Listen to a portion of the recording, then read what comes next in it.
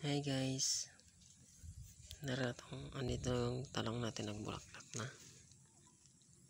Ano lang yun, organic lang to guys, kasi di may iwasan sa na kain-kain nila yung dahon, yung insekto na naman.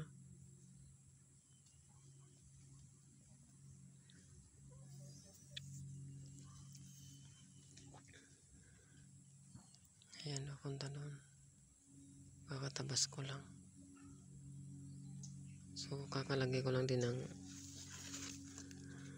abono. Noong nakaraan nilagay ko din yan, tapos nakaraang linggo weekly ako naglalagay nito. Ayan, nagbubulaklak na, kaya mas lalo pang dapat magdagdag ng abono yung dami niya.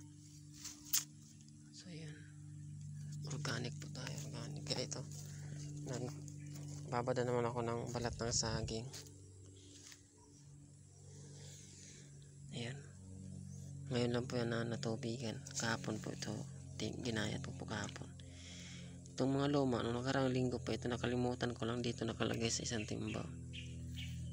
Nakalimutan ko lagyan ng tubig. Ito ang ganyan bago kahapon ngayon. So tinatakpan ko lang yan ito, binabalot ko sa taas. Then ito naman yung nilalagyan ko ng kakawati. Tinatadtad ko lang, binababal ko sa tubig. Yun yung in-apply ko ngayon lang. Ako ni kanina yan. May tubig naman yan, halo. Tapos yun. Tapos nagdabas ako, nagtanggal na rin dito. Nagbawas ang dahon. Yun lang. Okay guys, salamat sa suporta ninyo guys.